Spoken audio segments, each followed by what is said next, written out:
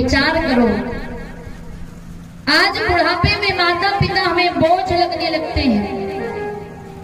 जैसे ही हमारा विवाह होता है, हमारा परिवार होता है कि माता पिता हमें बोझ लगने लगते हैं। लेकिन विचार करो, जिस समय हम छोटे थे, अगर उस समय हम माता पिता को बोझ लग जाते और माता पिता हमें अनाथालय भेज देते, तो क्या आज हम इस लायक होते कि उन माता पिता को वृद्धाश्रम में छोड़ आए?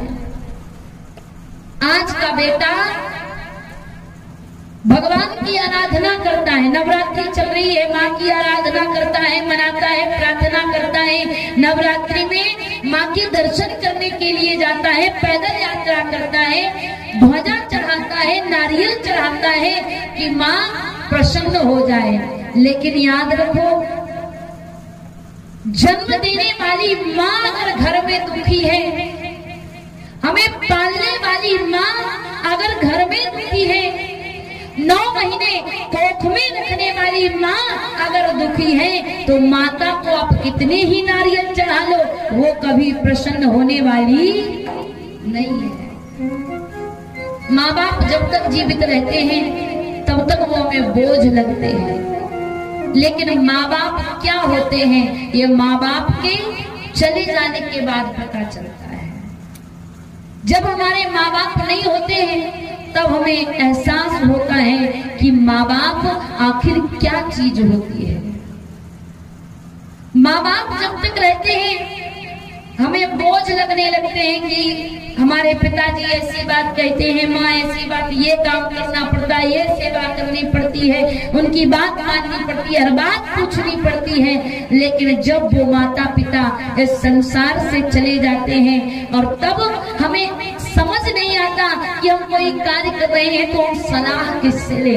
जब हम कोई कार्य करते हैं हमें मार्ग दिखाने वाला नहीं रहता, सही गलत बताने वाला नहीं रहता, तब इस एहसास होता है कि माता पिता थे तो हमें बोझ लगते थे, लेकिन आज माता पिता नहीं है तो हमारा संसार में मार्गदर्शक भी कोई नहीं है।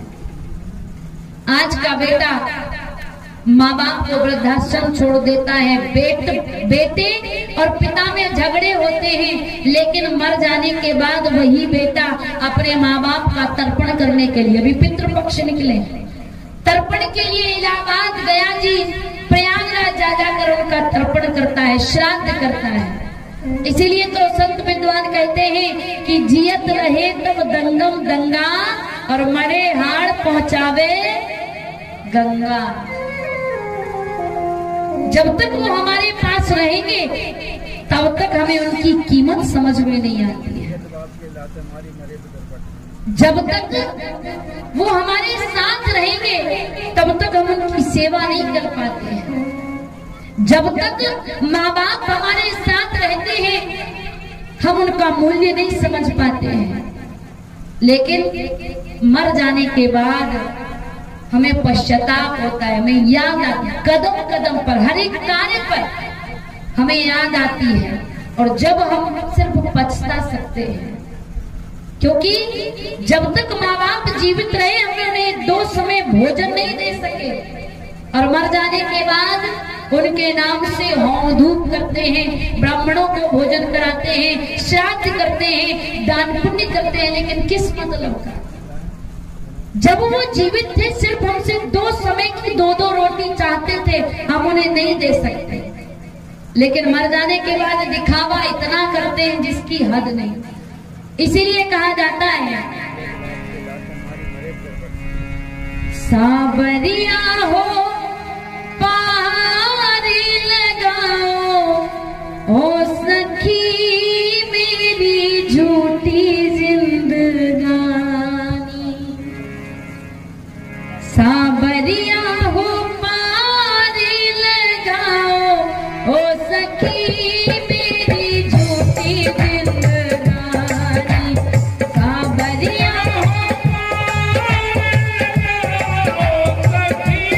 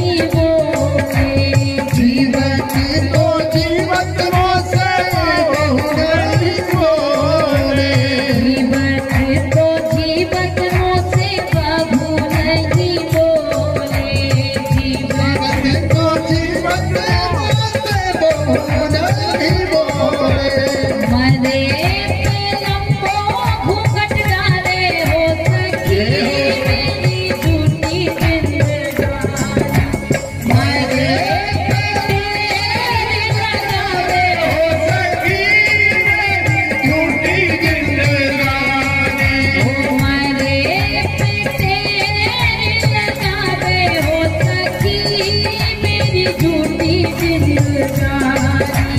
मारे